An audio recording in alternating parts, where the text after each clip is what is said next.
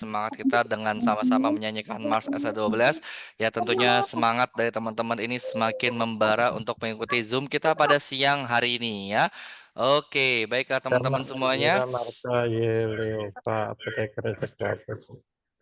Ya, oke, baiklah. Iya. Saat lagi kita akan Notasi mulai materi peradangan. kita pada hari ini, yang mana materi ini akan disampaikan oleh Apoteker SA12 yaitu Mbak Zora, Azora Marta Yeleova.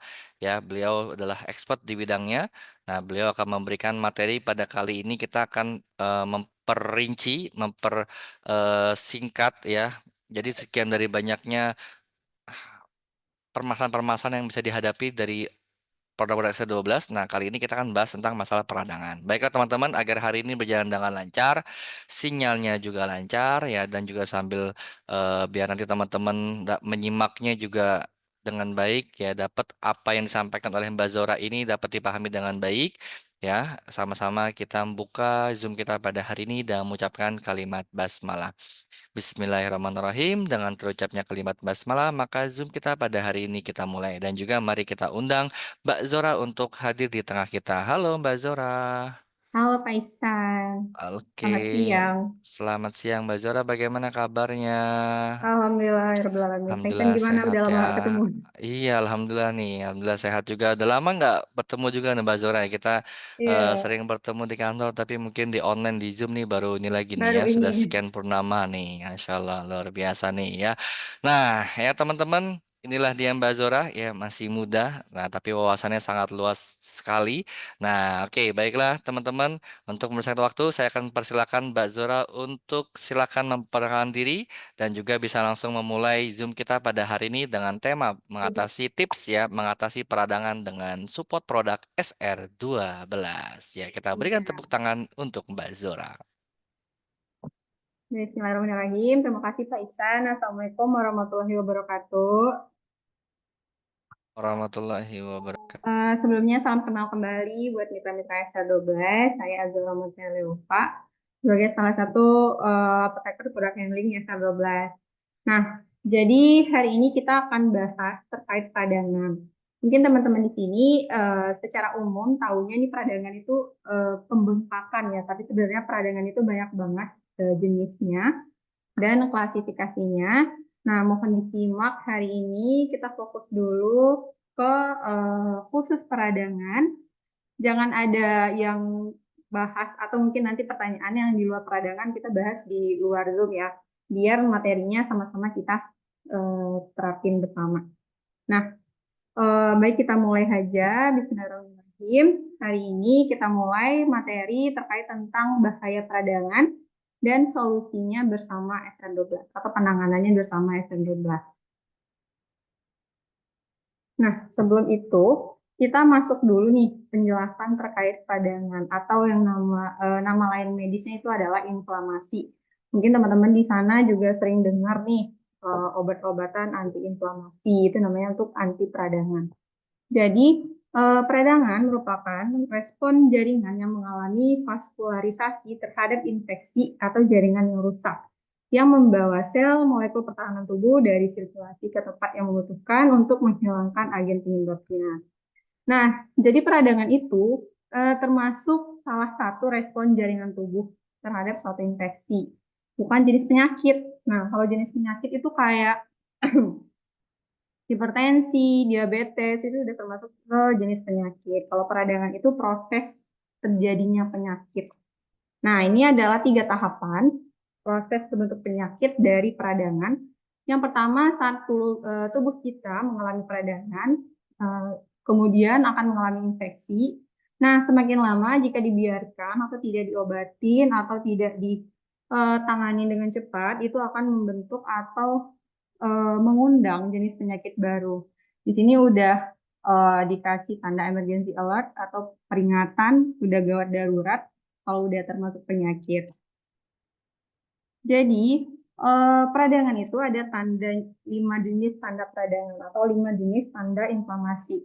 Pertama itu adalah istilahnya itu istilah medisnya rubor namanya. Rubor itu artinya kemerahan. Jadi kalau kulit kemerahan doang tapi nggak ada bengkak itu juga disebut peradangan. Kemudian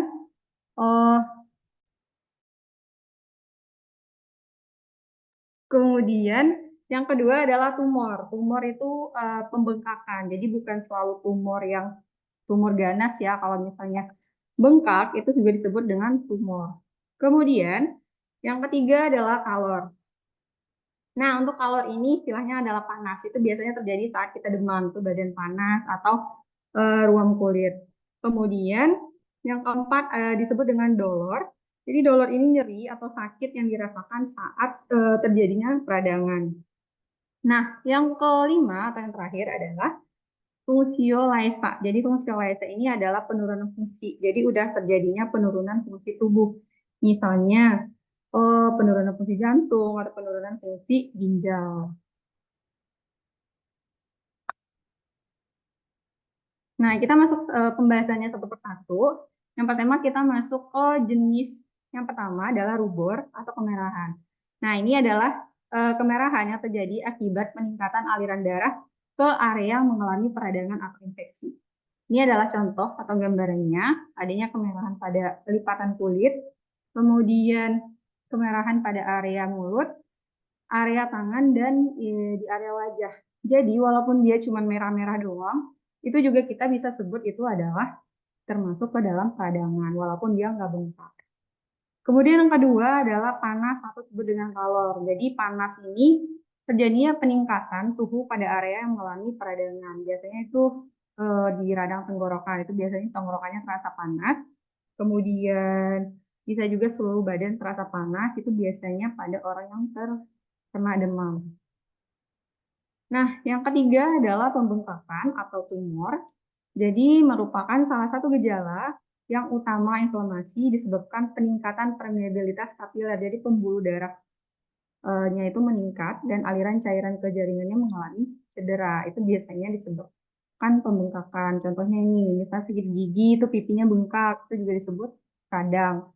Kemudian ini pada matanya, ini kena mungkin infeksi debu atau serpihan lainnya, jadi matanya bengkak, ini juga disebut radang. Kemudian telapak tangan yang mengalami pembengkakan, biasanya ini pada pasien diabetes. Kemudian yang keempat adalah nyeri atau sakit, disebut juga dengan dolor, yang terjadi sebagai bagian dari proses inflamasi. Nah, si nyeri ini biasanya kalau sudah terjadi proses kemerahannya, kemudian pembengkakannya dan panasnya itu akan berujung jadi nyeri. Jadi nyeri ini adalah proses keempatnya dari jenis peradangan. Kemudian yang kelima atau yang terakhir itu adalah hilangnya fungsi atau gangguan jaringan yang mengalami peradangan atau infeksi. Biasanya itu mungkin teman-teman yang sering mengalami nyilu atau kebas di bagian tangan, itu juga termasuk ke dalam peradangan. Nah, setelah kita tahu nih 5 jenis peradangan atau inflamasi, tadi ada panas, ada pembengkakan, ada nyeri, ada kemerahan, kemudian penurunan fungsi organ. Kita masuk nih, apa sih penyebab dari inflamasi itu? Jadi penyebabnya banyak banget, teman-teman, mohon diperhatikan. Jadi yang pertama adalah infeksi. Nah, untuk infeksi ini banyak jenisnya, apakah termasuk infeksi bakteri, infeksi virus, jamur, atau parasit. Kemudian yang kedua adalah adanya benda asing, misalnya ada serpihan atau kotoran atau jahitan. Kemudian yang ketiga adalah kematian jaringan tubuh. Nah, untuk kematian jaringan tubuh ini biasanya pada orang-orang yang selalu terkena radiasi, kemudian luka bakar atau bahan kimia. Nah, yang keempat adalah reaksi imun, yang hipersensitivitas atau alergi, yang biasanya sulit untuk dihindari. Nah, kita masuk contohnya satu persatu.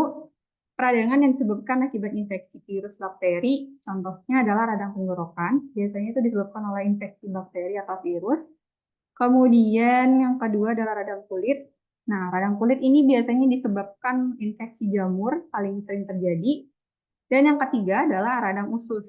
Nah, radang usus juga termasuk ke dalam jenis radang karena infeksi. Biasanya itu ujung-ujungnya nanti ususnya bengkak, kemudian solusi akhirnya adalah untuk operasi usus buntu. Kemudian yang kedua adalah kematian jaringan. Nah, mungkin teman-teman di sini pernah nih menjumpai kasus atau di internet ini yang terkena radang dingin, yang jarinya menghitam. itu udah kematian jaringan, artinya itu tidak ada lagi aliran darah di sekitar yang warna hitam ini, itu karena radang dingin. Kemudian yang kedua adalah luka diabetes. Nah, untuk radang dingin ini mungkin di Indonesia jarang terjadi karena biasanya terjadi pada orang-orang yang luar negeri yang suhunya minus. Kemudian yang kedua adalah luka diabetes. Nah, pada luka diabetes, sebagian orang yang apabila lukanya itu dibiarkan terlalu lama dan tidak diobatin, itu bisa menyebabkan kematian jaringan. Contohnya kan ada yang ujung-ujungnya kakinya harus diamputasi akibat lukanya sudah tidak bisa eh, disembuhkan lagi. Nah, yang ketiga adalah luka bakar. Jadi luka bakar, contohnya mungkin luka bakar yang lukanya terlalu lebar dan sudah aliran darahnya sudah tersumbat sehingga terjadinya kematian jaringan. Nah, yang penyebab ketiga benda asing. Jadi contoh penyebab benda asing ini misalnya nih adanya benda asing di dalam mata itu makin lama kalau misalnya kita biarkan atau matanya sering dikucek itu akan kemerahan. Nah, di mana kemerahan tadi adalah termasuk ke dalam salah satu jenis peradangan. Nah, yang kedua adalah luka jahitan. Jadi untuk luka jahitan ini, kalau misalnya tidak dirawat atau tidak dibersihkan dengan baik, maka akan terjadi infeksi. Makin lama mungkin lukanya sulit untuk sembuh, kemudian kemerahannya juga akan semakin membesar.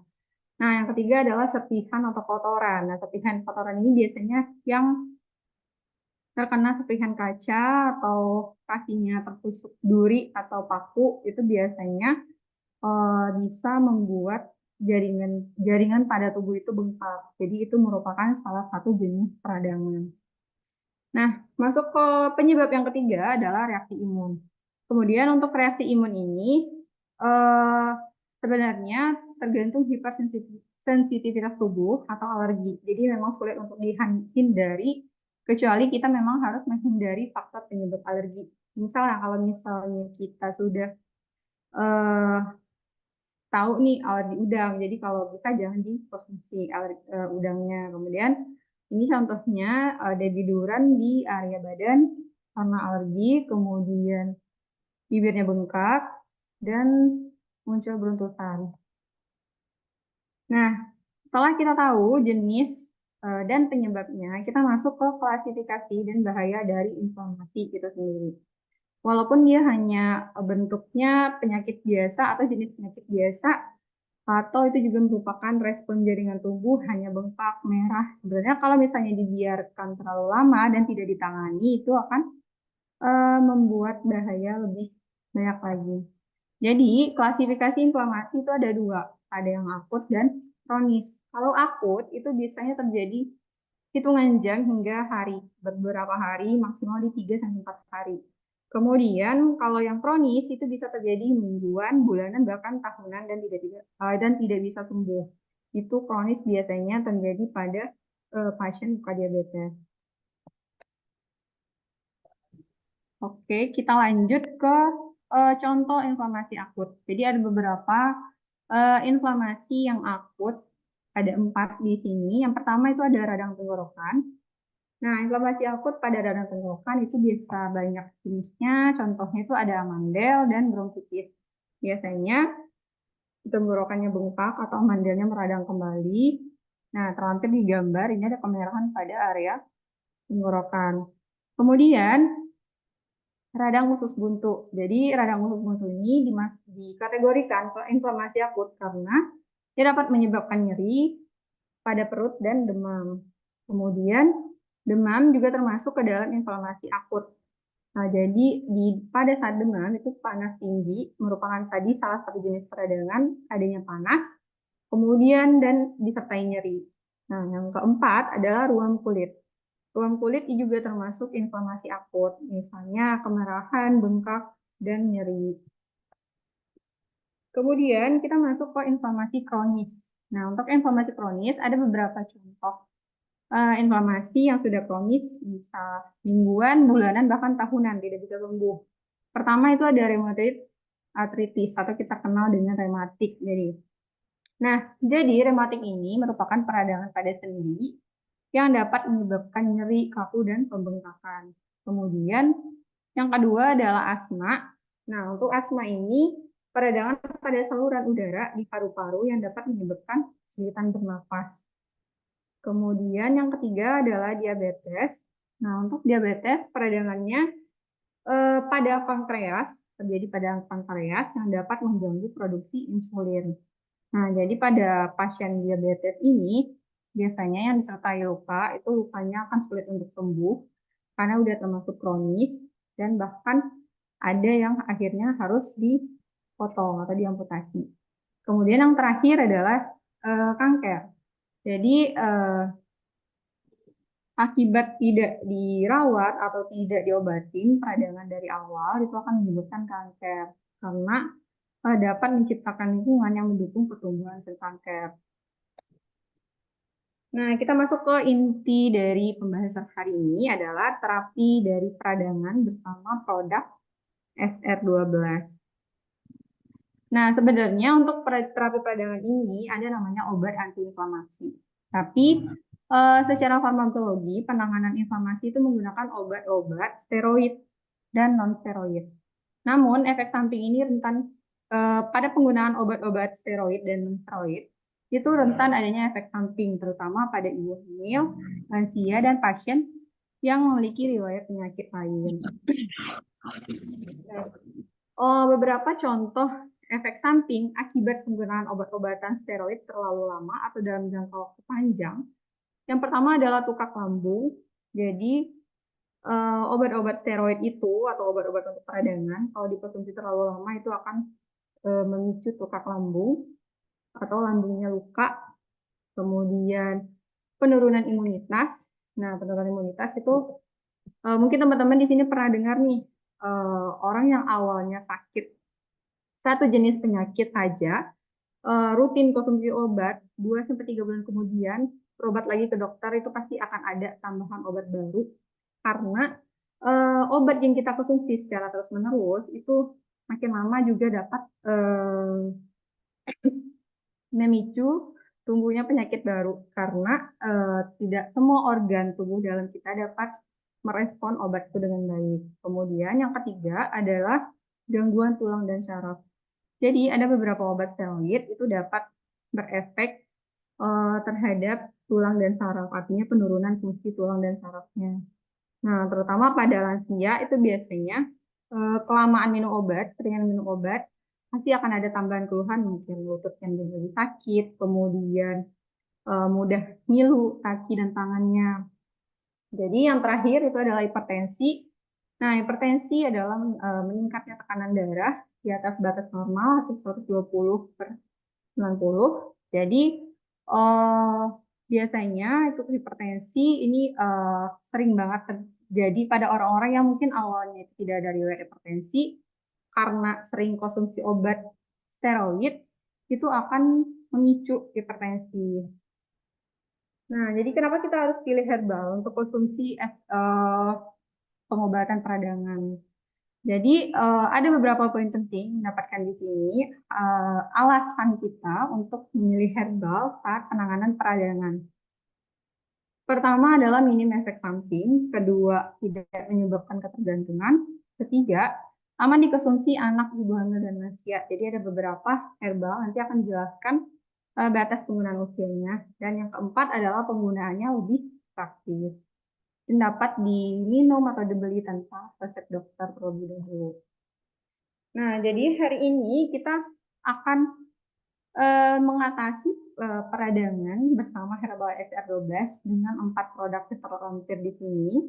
Nah, buat teman-teman fokus ke 4 produk ini ya. Kalau misalnya udah ada konsultasi nanti kalau radang tenggorokan, mungkin radang usus dan lain-lainnya, langsung ingat ke 4 produk. Yang pertama ada Mustif Propolis, yang kedua ada Lemonku, yang ketiga Madu Hutan Baduy, dan yang keempat adalah PCO.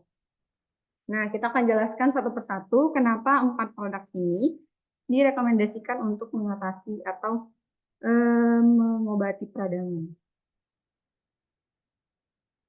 Pertama, kita masuk ke VCO Oil. Nah, kenapa VCO Oil dipilih? Yang pertama, PCO itu kaya akan asam lemak rantai medium atau mungkin kita kenal dengan sebutan MCT, terutama yang ada di dalamnya itu adalah asam laurat. Nah, asam laurat ini memiliki sifat sebagai anti peradangan. Kemudian, dia juga ada kandungan asam lemak tidak jenuh, seperti asam oleat dan linoleat sama flavonoidnya yang berfungsi sebagai antiinflamasi. Nah, untuk VCO itu penggunaannya diingatkan kembali untuk oilnya itu dapat dikonsumsi mulai dari usia 6 bulan ke atas atau setelah MPASI. Kalau topikal atau penggunaan di luar itu boleh dipakai mulai dari usia 6 bulan. Nah, sedangkan kapsul direkomendasikan mulai dari anak usia 6 tahun. Nah, bagaimana dosis untuk konsumsi VCO oil? Nah, dosisnya kita di sini bagi dua, yaitu untuk anak dan dewasa. Kalau untuk anak, cukup 1 sendok teh VCO oil atau yang kapsulnya itu 1-2 kapsul. Kemudian untuk yang dewasa, 1-2 sendok makan VCO oil atau 3-5 kapsul. Jadi diminum mulai dari 1 kali sehari terlebih dulu. Sama halnya kayak anak-anak. Kemudian untuk penggunaan di luar, VCO oil bisa dioleskan pada area radang. Dimana tadi area radang itu ada yang kemerahan, bengkak, panas, dan nyeri. Itu bisa kita oleskan VCO oil. Nah, ini adalah salah satu bukti jurnal ilmiah yang terdapat bahwa potensi virgin coconut oil sebagai agen antiinflamasi. Jadi di sini terlampir memang kita dapatkan, kita langsung cari jurnal ilmiahnya bahwa ada kandungan VCO itu memiliki sifat antiinflamasi atau anti peradangan. Kemudian kita masuk ke lemon pulp. Jadi untuk lemon dia ada kandungan minyak atsiri namanya. Ada atsiri lemonen dan sabinen yang memiliki peran sebagai antiinflamasi. Nah, jadi mungkin teman-teman nanti kalau ditanya kok bisa sih lemon tuh untuk antiinflamasi, jadi udah bisa jawab ya. Kandungan minyak atsirinya sebagai anti peradangan. Kemudian lemon tinggi antioksidan yang berperan penting dalam membantu mengatasi peradangan. Jadi sebenarnya antioksidan ini penting banget untuk semua penyakit. Nah, karena di lemon ini yang paling tinggi, jadi kita rekomendasiin untuk peradangan. Nah, yang ketiga adalah kandungan astringent atau menciutkan. Jadi dia mengurangi pembengkakan dari peradangan. Di mana peradangan itu memang rata-rata banyaknya itu bengkak dan merah biasanya. Nah, kita rekomendasikan untuk konsumsi VCO. Kemudian, usia pengguna lemon pulp SR12 dapat dikonsumsi mulai dari usia 2 tahun ke atas. Untuk aturan konsumsinya, anak itu 1 sendok teh lemon pulp bisa dicampur dengan 100 ml air hangat. Kemudian yang untuk dewasa itu 1 sendok makan dan 150 ml air hangat. Kemudian diminum mulai dari 1 kali sehari. Jadi untuk diingat kembali bahwa semua herbal yang baru mau kita konsumsi itu baiknya dimulai dari dosis rendah dulu, 1 kali sehari dulu. Nah, untuk penderita asam lambung diminum sesudah makan. Jadi khawatirnya nanti akan mempengaruhi asam lambung.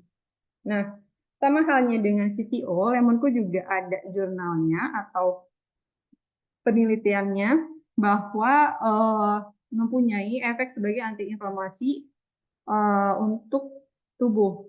Nah, ini ada jurnal tapi bahasa Inggris. Kemudian yang kedua ada madu hutan baduy. Nah, untuk madu hutan baduy ini dia sangat kompleks cara kerjanya dalam peradangan. Mungkin yang kurang paham nanti kita tekankan di poin yang kedua aja. Jadi di madu ini dia dapat melemahkan fungsi sel mast. Di dalam tubuh kita itu ada namanya fungsi sel mast, yaitu yang berperan melepas vitamin yang menyebabkan peradangan. Jadi si sel mast ini dapat menurunkan respon peradangan. Kemudian mengandung flavonoid dan senyawa antioksidan lain untuk melindungi sel tubuh dari kerusakan akibat radikal bebas dan dapat memicu peradangan. Kemudian madu juga dapat membantu penyembuhan luka secara topikal. Nah, usia penggunanya madu SR12 dapat dikonsumsi mulai dari usia 1 tahun ke atas. Kemudian untuk aturan konsumsi, anak-anak bisa minum 1 sendok teh madu atau langsung disajikan bersama lemon pulp. Tadi boleh biar nggak terlalu asam, bisa langsung campurkan lemonnya, madunya ke dalam lemon.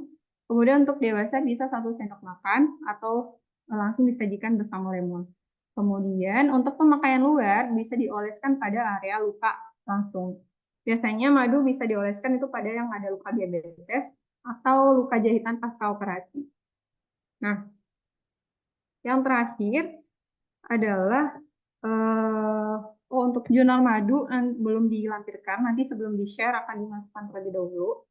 Kemudian untuk propolis adanya eh, kemampuan peradangan itu berasal dari flavonoid dan caffeic acid phenylethyl ester. Jadi flavonoid ini adalah flavonoid tertinggi yang ada di masih propolis sehingga dapat membantu mengurangi peradangan.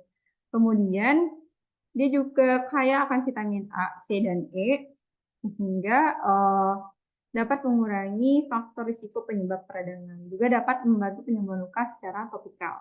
Nah, untuk propolis ini dikonsumsi mulai usia 2 tahun ke atas dengan aturan konsumsi anak-anak 2 hingga 3 tetes. Boleh langsung dicampurkan ke air atau bisa diminum bersama lemon tea. Kemudian untuk dewasa itu bisa 3 hingga 4 tetes. Dan untuk pemakaian luar, teteskan propolis pada area luka. Nah, untuk propolis, kalau misalnya ada mata yang bengkak atau hidung yang bengkak atau telinga yang radang itu tidak boleh diteteskan langsung ke areanya. Ini diingatkan lagi ya teman-teman, karena masih banyak yang nanya nih, kalau sakit mata bengkak merah boleh nggak tetesin langsung propolis? Nah, jawabnya tidak boleh karena memang propolis ini bukan obat tetes sebenarnya. Jadi ini herbal yang disajikan untuk ikhtiar terapi pendamping medisnya. Jadi tetap harus dikonsumsi. Jadi untuk ditetes langsung itu hanya untuk luka bagian luar tubuh. Nah, ini adalah jurnal penelitian antiinflamasi aktivitas ekstrak propolis. Jadi ada beberapa review jurnal untuk ekstrak propolis ini banyak banget manfaatnya. Salah satunya kita kutip adalah sebagai anti peradangan. Nah, jadi teman-teman kalau misalnya banyak yang nanya nih, apa sih buktinya kok propolis bisa buat peradangan? Jadi kita udah punya jurnalnya. Mungkin nanti kalau ada yang mau jurnalnya bisa di-share. Nah, masuk ke poin terakhir adalah kesimpulan dari pembahasan kita hari ini. Ada bagaimana cara kita untuk mengatasi inflamasi atau menghindari mungkin. Pertama, kita harus mengenali penyebab inflamasinya. Apakah itu disebabkan infeksi tadi, infeksi bakteri kah, virus atau parasit? Kemudian apakah itu disebabkan oleh alergi? Nah, kalau alergi kita harus tahu nih alergi apa. Jadi kalau misalnya memang disebabkan alergi, cara pengobatannya cukup satu, jadi hindari faktor penyebab alerginya. Nah, yang ketiga apakah dikarenakan paparan? Paparan artinya mungkin yang terkena serpihan kaca atau dan lainnya. Kemudian, lakukan pemeriksaan lebih lanjut. Jika sakit lebih dari 3 hari, sebaiknya disarankan ke dokter untuk diagnosa pastinya. Kadang ada yang sudah sakit berminggu-minggu, tidak mau ke dokter, kemudian tiba-tiba menanyakan herbal yang bagus, herbal yang cocok untuk sakitnya apa, padahal kita nggak tahu nih peradangannya udah ke tingkat akut kah atau kronis kah, dan jenis peradangannya itu apa. Jadi kalau sudah lebih dari 3 hari bahkan seminggu, baiknya ke dokter terlebih dahulu untuk memastikan diagnosanya. Kemudian rawat luka radang secara rutin. Jadi konsumsi obat dokter dengan rutin jika ada. Kemudian ikhtiar pendamping bersama S12. Jadi kalau misalnya ada konsumsi obat dokter juga, bisa konsumsinya diberi jarak 1 hingga 2 jam setelah konsumsi obat. Nah, yang terakhir adalah rubah gaya hidup. Yang pertama, menjaga kebersihan diri dan sekitar. Karena radang itu faktor utamanya banyak karena kita kurang menjaga kebersihan diri.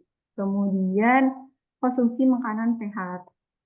Nah, jadi cukup sekian pembahasan terkait peradangan, cukup singkat teman-teman. Cuman memang kalau dilihat di lapangan untuk peradangan ini banyak banget kasusnya.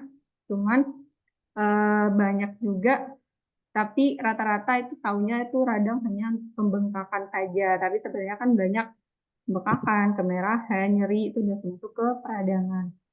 Nah, untuk teman-teman yang mau bertanya, boleh dipersilakan saya kembalikan ke Paisan. Terima kasih Mbak Zora atas materinya yang begitu luar biasa. Sama. Nah, ya teman-teman jadi tahu ya bahwa produk SA12 itu bisa ternyata untuk mengatasi keluhan, kendala peradangan yang ini terjadi umum ya di masyarakat kita sebagai negara Iya, Indonesia gitu ya. Jadi teman-teman tambah lagi nih pengetahuannya nih ya. Jadi kalau misalkan nanti ada konsumen nih yang mengeluhkan tentang peradangan, nah ya jadi teman-teman tahu solusinya ya. Tapi jangan lupa sambil ikhtiar dengan produk S12, mohon juga konsumen mungkin bisa diarahkan untuk berobat terlebih dahulu ya untuk cek berlanjut kalau misalkan sudah lebih dari 3 hari ya, sebagaimana yang tadi disampaikan oleh Mbak Zora. Oke, baiklah teman-teman. Tentunya pasti ada banyak sekali pertanyaan yang ingin disampaikan oleh teman-teman semuanya. Nah, tapi kita akan batasi pertanyaan ini mungkin hanya yang membahas tentang peradangan iya ya. benar. Nah, mungkin kalau misalnya Biar teman-teman biar ada yang ingin fokus. membahas yang lain, nah mungkin nanti bisa kita akan berbicara di luar dari Zoom kita pada hari ini. Bisa nanti teman-teman japri ke Mbak Zora atau mungkin mungkin juga nanti ke japri ke distributor Leader. Anda, ke leader Anda, biar nanti leadernya yang akan forward ke Mbak Zora secara langsung ya, biar nanti dijawab.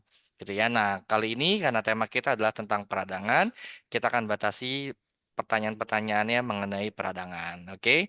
Nah, boleh nih teman-teman yang mau bertanya tentang materi kita pada hari ini, boleh silakan raise hand ya. Ada. Gimana sih cara raise di sini? Di react-nya Bu, reaksinya. Atau dengan Ibu siapa Bu? Nah, ini ya. Bu Seprili Desmi, betul? Oke, silakan Betul, Bu Kak. Seprili Desmi, silakan untuk memberikan pertanyaan langsung pada Mbak Zora. Assalamualaikum Orangnya warahmatullahi mana ya? wabarakatuh. Waalaikumsalam Waalaikumsalam warahmatullahi wabarakatuh. warahmatullahi wabarakatuh. Maaf, izin on kamera ya, Kak. Soalnya lagi ngomong anak juga. Iya, Saya mau bertanya, Kak. Jika nanti kita ketemu sama CS yang masalahnya mungkin peradangan ini, mm, a- apa berarti kita rekomendasikan 4 produk ini dalam satu waktu, Kak? oke. Oke Mbak Sepri, aku langsung jawab ya. Jadi kalau misalnya ketemu customer atau pasien yang mengeluhkan radang, pertama kita tanya dulu di pasiennya usianya berapa, karena kan tadi nggak keempat produk itu nggak semuanya bisa dikonsumsi anak-anak yang dari di bawah 2 tahun. Kemudian setelah kita tahu usianya, kalau misalnya rasanya usia di atas 2 tahun dan cocok keempat produk itu nggak apa-apa, boleh direkomendasi keempat-empatnya. Tapi balik lagi nih nanti ke customernya itu sesuai budgetingnya juga. Nah, paling yang utama banget itu boleh rekomendasi isi maxi propolisnya jangan sampai skip. Kalau misalnya dia disertai luka atau kemerahan, barenginnya sama VCO. Jadi untuk pemakaian luar itu boleh ada VCO-nya, dalamnya maxi propolisnya. Kalau misalnya dia mau sanggup di keempat-empatnya, nggak apa-apa, lebih bagus dikonsumsi keempat-empatnya. Pokoknya yang pertama tanyakan dulu usianya berapa. Baik, Kak. Terima kasih, Kak, atas jawabannya. Oke, Sama-sama, Bu Mbak. Seprile Desmi ya, sudah terjawab ya. Jadi mungkin perlu kita validasi dulu siapa sih sebenarnya kok CS-nya, konsumennya. Apakah memang dia adalah anak-anak, ataukah memang remaja, ataukah mungkin usia lansia. Jadi biar kita bisa sesuaikan dengan produk apa yang bisa kita berikan sebagai solusinya. Oke, selanjutnya nih ada dari Bu Admin Islah. Silakan untuk berikan pertanyaan. Iya, terima kasih. Sebelumnya terima kasih Kak atas materi untuk ilmunya siang ini. Tadi kan ada 4 ya produknya untuk peradangan itu, dan sebelumnya juga sudah dijelaskan bahwa jenis-jenis peradangan itu ada banyak gitu ya, mulai Ya. dari ringan sampai akut gitu. Nah, kan kita akan ketemu dengan customer yang berbeda-beda. Apakah untuk tiap jenis peradangan itu ada produknya khusus? Jadi kan kalau langsung empat-empatnya nanti takutnya customer-nya bingung gitu ya. Jadi harus saya yang mana? Saya harus konsumsi empat-empatnya. Takutnya terlalu banyak karena kan obat itu biasanya dikonsumsi sehari cuma 3 kali, 4 kali gitu. Kan kalau misalkan harus dijeda-jeda tuh gimana jedanya? Masa saya harus minum obat terus gitu. Nah itu ada nggak kayak misalkan kalau batuk udah ini aja, kalau apa ini aja gitu. Karena kan jenis peradangan juga beda-beda. Gitu sih Kak. Terima kasih. Sama-sama Mbak Mbak Islah. Jadi pertanyaan agak mirip sama yang Mbak yang sebelumnya. Nah, untuk jenisnya sendiri, sebenarnya keempat-empatnya ini, kalau misalnya digabung itu tidak ada kontraindikasi, tidak ada reaksi apapun, jadi boleh digabung.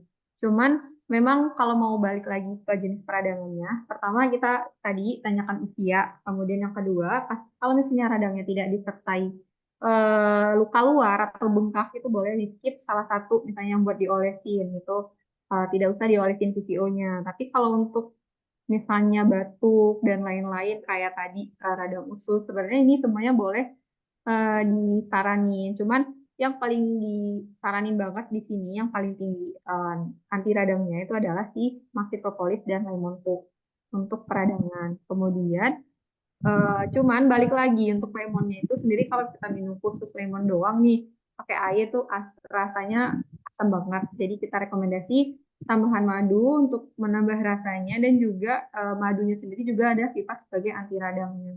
Kemudian eh, balik lagi juga nanti budgeting dari masing-masing pasiennya juga mungkin tidak semua bisa mau beli empat-empatnya, boleh pilih dua, satu buat diminum, satu buat dioleskan. Jadi eh, sebenarnya boleh keempat-empatnya.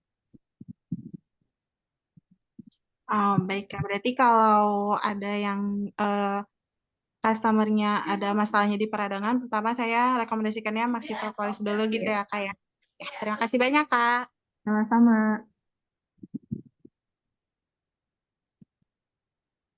Oke, ada di kolom chat lagi. Oke, sudah terjawab ya. Jadi pertanyaan tadi sama dengan yang pertama ya. Mungkin apakah mungkin bisa empat-empatnya ataukah salah satu gitu ya. Jadi tinggal disesuaikan. Nah, bisa juga bikin paketan gitu ya. Kalau misalkan luarnya Iya. bisa pakai apa, kalau dalam untuk yang bagian dalamnya bisa menggunakan produk apa. Oke, selanjutnya ini juga ada yang dari Jumchat ini bagaimana ya cara mengatasi radang amandel. Nah, bagaimana caranya nih Kak Zora? Oke, untuk radang amandel itu ya di kolom chat ya, amandel termasuk peradangan bukan. Jadi amandel itu termasuk peradangan infeksi yang disebabkan oleh infeksi di area tenggorokan, di area mulut dan area seperti bronkitis juga. Jadi untuk radang amandel itu kita rekomendasikan adalah eh, balik lagi empat-empatnya itu boleh sebenarnya. Tapi kalau untuk amandel, terutama pada anak itu usia anaknya kalau udah di atas 2 tahun, boleh kita rekomendasikan Maxi Propolis yang paling utama tadi. Kalau misalnya di bawah, bisa pakai madu sama CCO. Kemudian untuk radang amandel sendiri itu memang pembengkakannya itu eh, lebih jelas dibanding kayak radang tenggorokan biasa. Jadi boleh disaranin lemon poo. Karena sebagai astringent tadi, dia dapat menciutkan dari pembengkakan itu.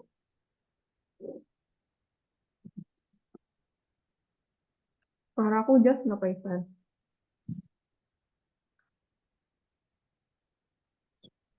Jelas, jelas Mbak. Jelas Mbak Zora. Ya, Oke. soalnya nggak Oke. pakai headset. Oke. Aman berarti ya sudah terjawab tadi ya yang peradangan amandel ya. Oke, ini selanjutnya ini ada Bu Sika Yulia Carolina. Nah, boleh. Assalamualaikum. Waalaikumsalam. Waalaikumsalam. Ya, Silakan. tanya ya, ini customer tuh minta solusi buat batuk dan sedikit sesak nafas. Tapi belum tahu penyebabnya gitu, karena beliau ini sangat jarang sekali periksa ke dokter. Apa karena inflamasi atau radang? Tadi kan penyebabnya banyak, tapi beliau ini nggak tahu kira-kira penyebabnya apa gitu loh. Apakah memang sebelumnya itu harus periksa dulu, atau memang nggak usah periksa, bisa langsung konsumsi ini dok? Ya, coach gitu maksudnya. Oke, Mbak Cika. Jadi, kalau misalnya batuknya disertai dengan sesak, itu baiknya ke dokter dulu, Mbak. Khawatirnya memang ada infeksi lain, bukan peradangan. Kalau peradangan tadi kan kita ada 5 jenisnya nih. Dari kemerahan, panas, kemudian tadi ada bengkak, kemudian penurunan fungsi organ.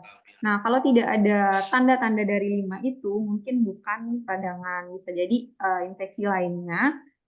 Dan karena dia disertai sesak, khawatirnya itu ada infeksi virus, khawatirnya infeksi paru-paru seperti TBC dan lainnya. Nah, baiknya memang ke dokter dulu untuk memastikan nih diagnosa dia sebenarnya apa. Kalau misalnya sudah jelas, nanti hanya batuk saja, boleh direkomendasikan untuk konsumsi Maxi Propolis. Nah, kalau misalnya sesaknya memang tidak ada infeksi lain, kalau memang infeksi bakteri atau virus pada paru-parunya, itu kita rekomendasikan Gomilko untuk paru-paru. Jadi, pastiin dulunya ke dokter. Makasih. Sama-sama. Oke, Satu lagi sudah ya Pak Isan terjawab ya? ya. Oke, satu lagi ya. Nah, satu lagi tadi ada yang resen satu lagi deh. Kemana ya? Iya, Tadi ada, oh ya, Bu Sahara dari Sahara. Siantar City ya. Silakan Bu Sahara.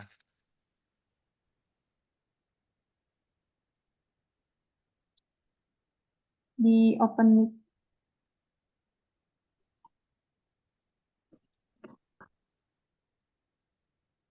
Suaranya Bu Sahara belum masuk.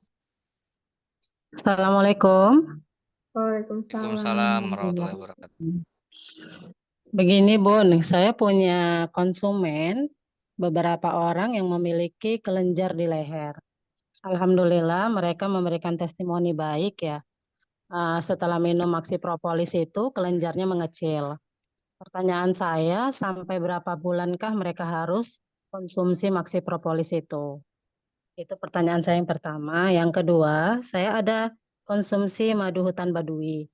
Itu ketika dibuka, dia mengeluarkan gas seperti ledakan gitu kan, tapi ledakan kecil lah ya, seperti balon gitu. Itu asbabnya apa ya, Bun ya? Mau tanya itu aja sih, Bun. Terima kasih untuk jawabannya. Assalamualaikum. Oke, Waalaikumsalam Ibu Sahara.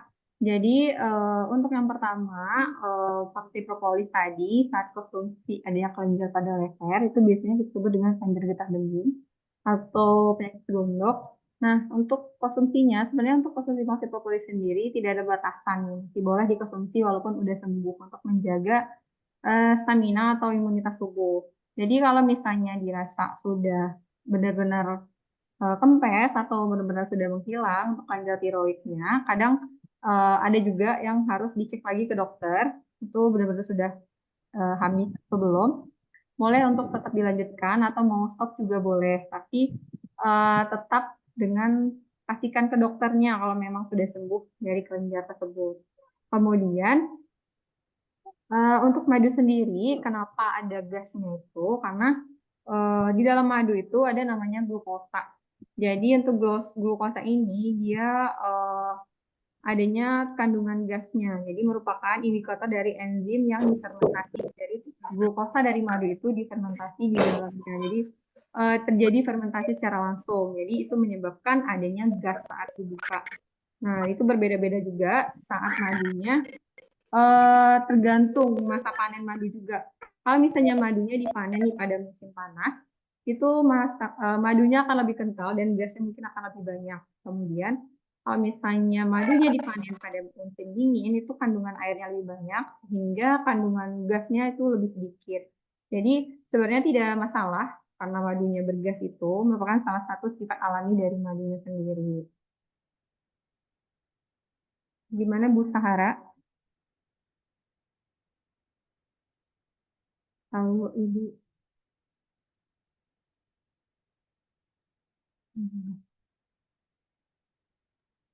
Gimana Bu Ibu Sahara sudah terjawab ya, jelas, Bu? Ibu. Bu Sahara. Suaranya, Bu. Oke, Ya, ya. terima kasih. Terima kasih untuk Oke, jawabannya. Siap. sama Ibu.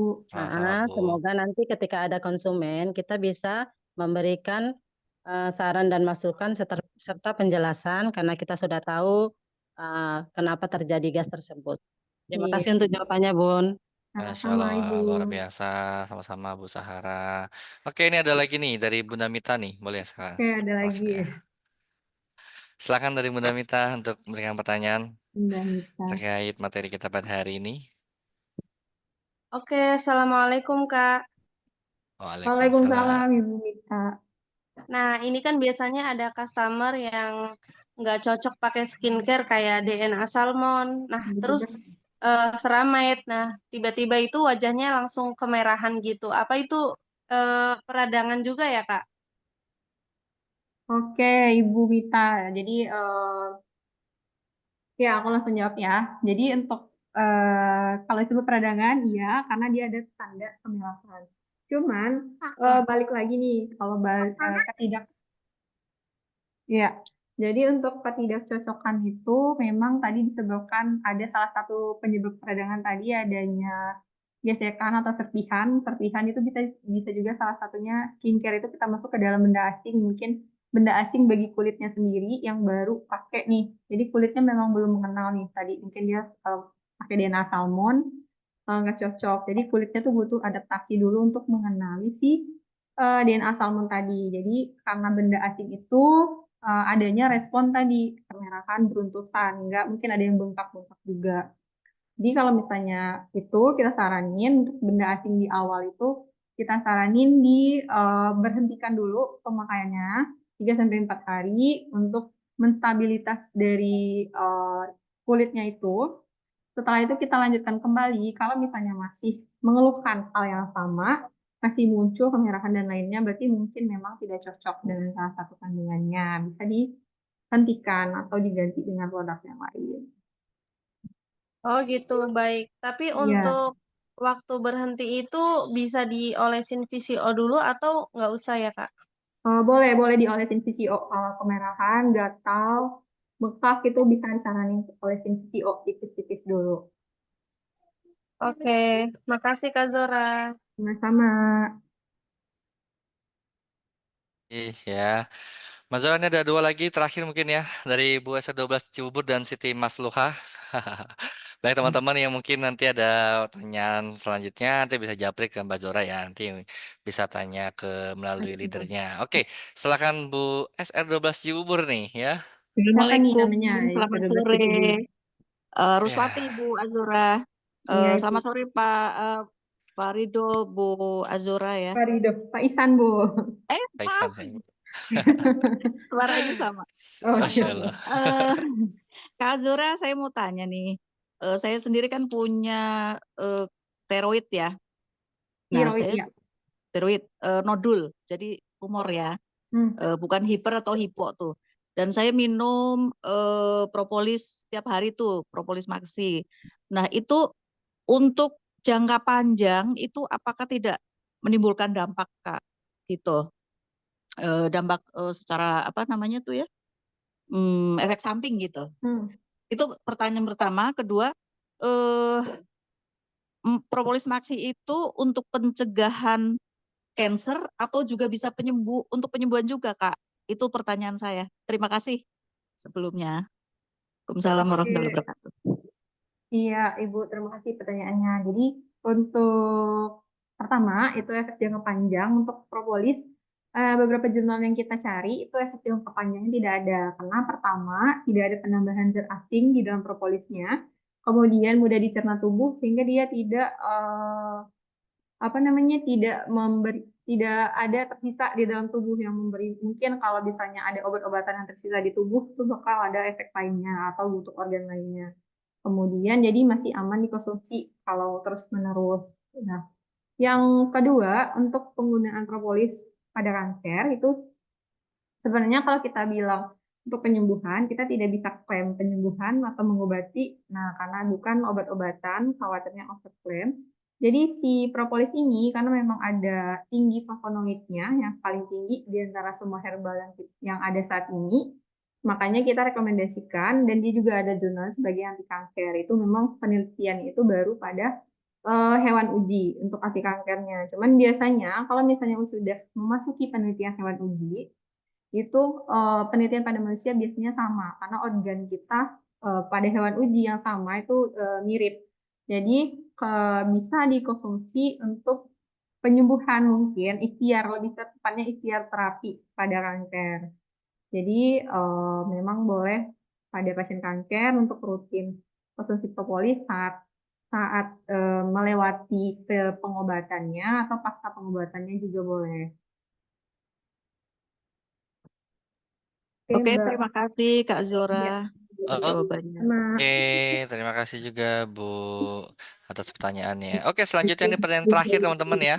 Pertanyaan terakhir dari Bu Siti Masluhah nih ya.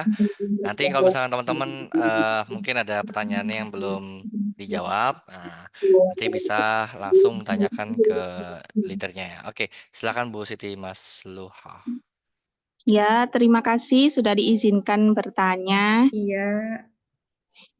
Ini Kak Zora, kemarin ada pasien itu dia stroke di bagian kaki, jadi nggak bisa untuk bergerak, untuk miring aja kayak kecapean gitu. Terus ada luka di bagian pinggang belakang.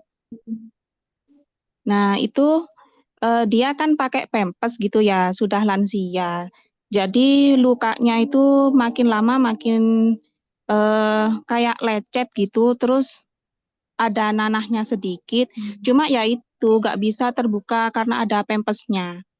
Nah, waktu itu eh, customer ini bilang ke saya, terus saya sarankan Maxi Propolis sama minyak bulus.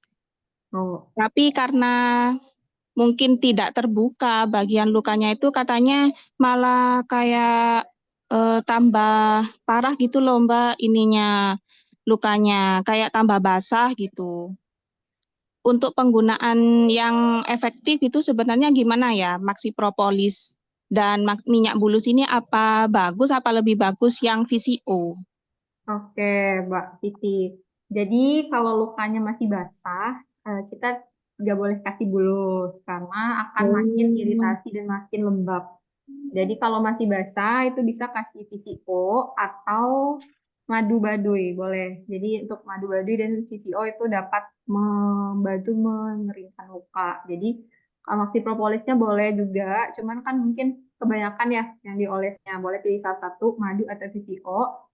Dan yang di maxi propolisnya bisa dikonsumsi. Kemudian memang pastikan untuk selalu membersihkan lukanya. Mungkin sehari itu bisa 2 sampai 3 kali harus selalu dibersihkan.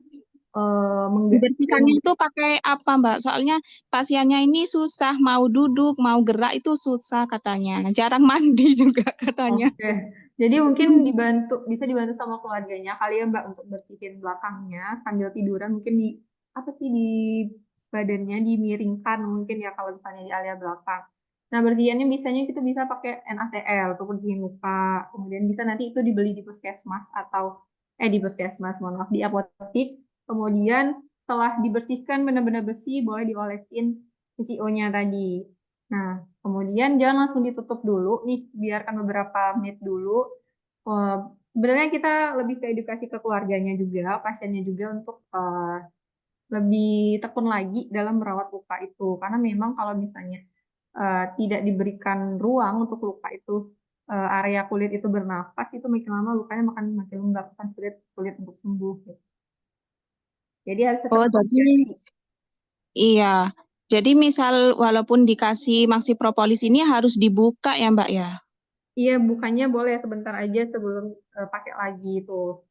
Pokoknya bersihin. Kalau misal ditutup kasa gitu karena risih gitu loh Mbak katanya.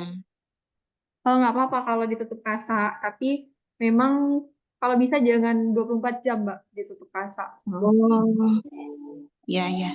Oke, terima kasih Mbak. Sama-sama. Oke ya, pertanyaan dari Bu Siti Maslulah ini mewakili teman-teman yang lain ya. Nah, Iya. kalau teman-teman mungkin ada yang pertanyaan yang belum terjawab, nanti kita sambung lagi melalui online, bisa di jaringan WhatsApp pribadi ya. Nanti teman-teman bisa konfirmasi ke leadernya. Oke, baiklah teman-teman, kita ucapkan terima kasih kepada Mbak Zora karena telah Terima memberikan kasih, Kak materi Ihsan.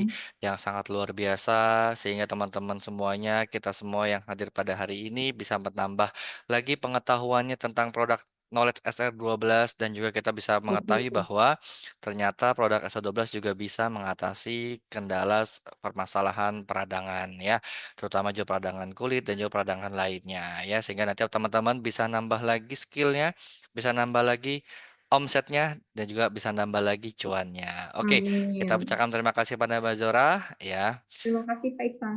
Siap, sama-sama Mbak Zora. Oke, baiklah teman-teman semuanya yang hadir pada hari ini, jangan lupa untuk mengisi form absensi yang telah di-share di Zoom chat ya.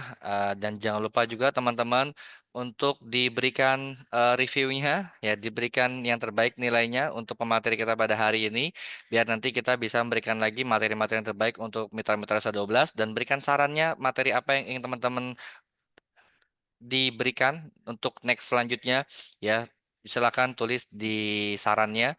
Dan juga teman-teman untuk yang mau atau hari ini nggak sempat ikut Zoom atau mungkin nggak selesai tadi Zoom-nya, nanti bisa melihat rekaman Zoom-nya di Zoom chat yang sudah saya berikan juga, dan juga materinya juga akan kita share di sana. Jadi nanti rekaman Zoom hari ini, materi juga hari ini akan kita share di link tersebut ya. Jadi linknya ini mohon untuk disimpan baik-baik ya, dan bisa teman-teman share ke rekan mitra teman-teman juga, dan juga share ke timnya. Jadi biar sama-sama timnya mengetahui tentang materi kita pada hari ini gitu ya.